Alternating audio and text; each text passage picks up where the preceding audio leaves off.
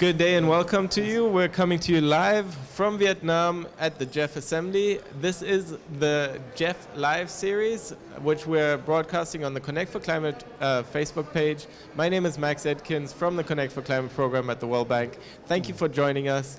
We've been discussing a lot of issues around the global commons.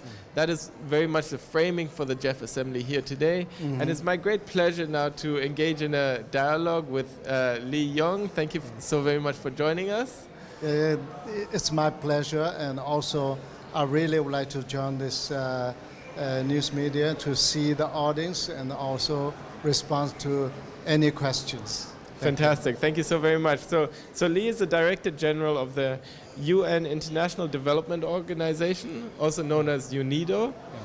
And you've previously been the Vice Minister for Finance in the People's Republic of China.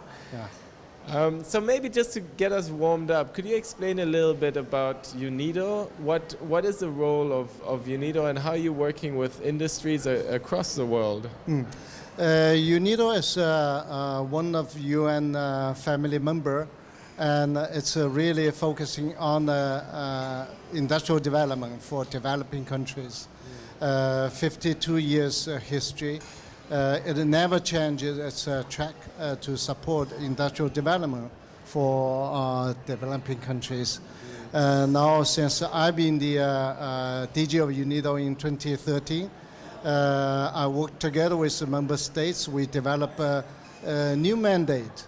It's actually improved our mandate based on the international situation, like inclusive and sustainable industrial development. Because inclusiveness and sustainability is so important when we move ahead with support of the industrial development. And also we worked with international agreements like a Montreal Protocol and a Stockholm Convention, Minamata Convention, GEF, Global Environmental Facilities, and at the same time also with support of donor countries, donor communities, contributors. So we implement projects covering a wide range of areas like agro-industry, agribusiness, and the environment side is remove the POPs, ODS, and also the important area like economic development, renewable energy, energy efficiency, other areas we are working. Absolutely, and this is really the excitement. We are in this phase of shifting to a new industrial pathway, away from one that is heavily reliant on fossil fuels and one that was more polluting than the one we're working ourselves towards. So maybe could you just explain a little bit more how you're integrating environmental concerns and also how you're integrating the low carbon resilient requirements that are needed for this new industrial development? Yeah, it has started from the policy framework. Our UNIDO operational policy is inclusive, sustainable industrial development. It reflects in the 2030 development agenda called SDG Goal 9. Because inclusive, sustainable industrialization, infrastructure, and innovation. In our operations, we actually provide technical cooperations programs for our member states. We set up the environment standards. All the project preparation need to be checked for the environment protection. That is a must. And during the implementation, we will look at whether environmental standards be implemented or not. So this is a policy side. When we move ahead with country programs, support them, we will listen to their needs. Usually they will combine the economic development together with environmental protection. That is a kind of request. And also convening functions like a green industrial conference focusing on the greens. Here in Viet Nam, like an eco-industrial park, really is a good example of the combined economic programs together with the environment. So on one hand, it's really ensuring that the environmental standards and the low carbon standards are integrated into new industrial development and in old industry as well. And on the other hand, also identifying the new industrial opportunities, so to say, in the natural capital, in the ecosystems. So what is your message here at the GEF Assembly? And looking ahead, what are your expectations from the industrial sector? To what extent are environmental concerns and climate concerns going to be driving investments and really directing the growth of new industries? This is a very comprehensive question because it covers a wide range of issues. When we move ahead with UNIDO projects, programs connected to the environment side, for instance, like GEF program, Global Environmental Facility Program, they covering the energy efficiency, energy management, renewable energies. This is a kind of operation. For instance, all the industries, when they move manufacturing, the consumption of energy accounts for 30% of total energy. Yeah. And using energy, it must connect it to the emission, pollution. So we first is promote the renewable energies, clean energy. Second part is energy efficiency, energy saving. In another term is that exactly equals to creating renewable energy effect. So this is one of the example.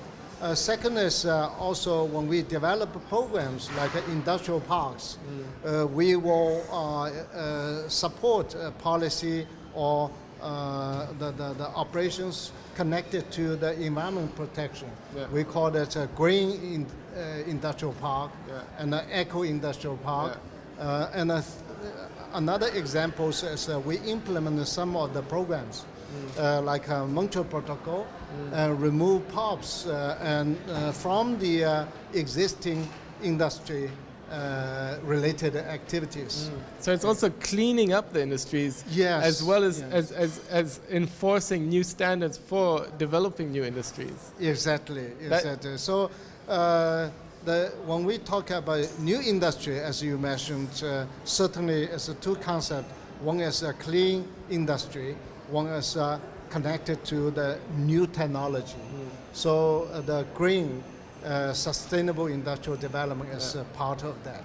And also picking up on the concept of circular economy, ensuring that your waste streams are recycled. And that's where I'd like to now maybe shift the conversation to the role of business. So we've heard very much here at the GEF Assembly that we are faced by global environmental challenges, but that is the opportunity for businesses to step up and embrace more resource efficient and circular economy mindsets within their business models to help scale up this agenda. So how are businesses going to be working with you, and what is their role in shaping the protection of our global commons and in driving climate action? We worked very closely with private sector, like industry, the companies like Unilever, Philips, and computer company, HP, etc. We even worked with Heineken because it is connected to the concept of circular economy and also the reusable of the resources connected to the environment protection. For instance, like Heineken is a company, we signed an MOU with them because when they move ahead with manufacturing Heineken beer, and two things is a must. One is water, second is electricity. Water conservation is important, and also the second is energy. Renewable energy will be introduced to certain areas, and a large power supply is not possible. And another example is that when we move ahead with the environment protection measures, like we should be innovative, work closely with private sector.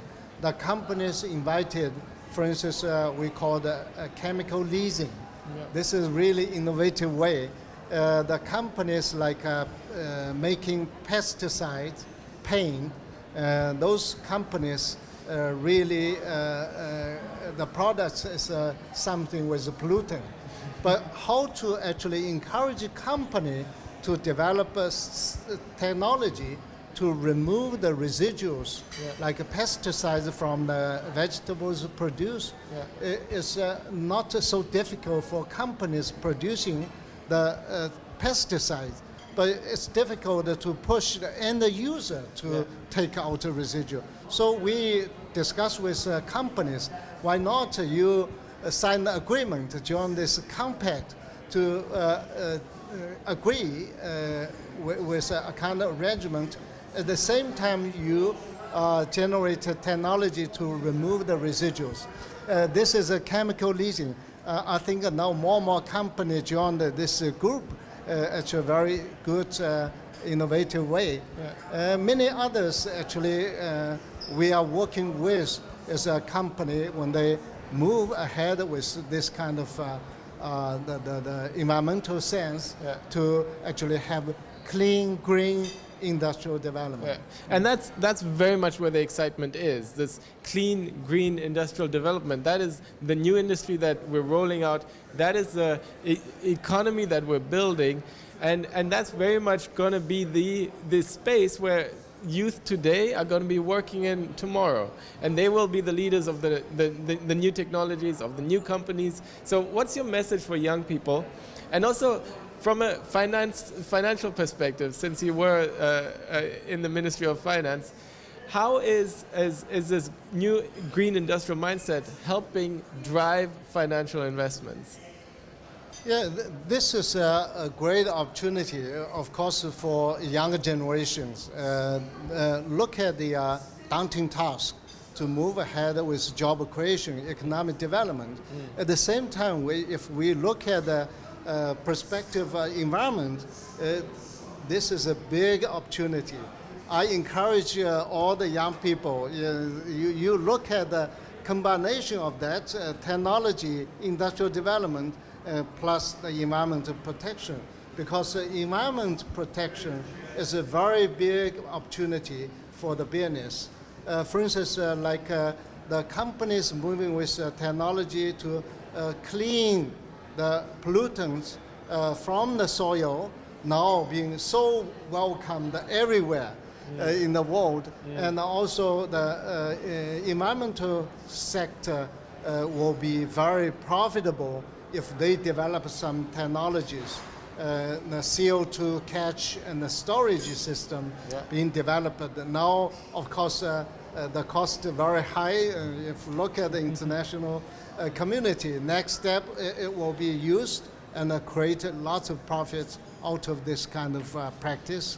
Many other technologies actually now being connected to the new industrial revolution. I strongly believe this new industrial revolution really will support international efforts for environment protection while also moving with industrial development.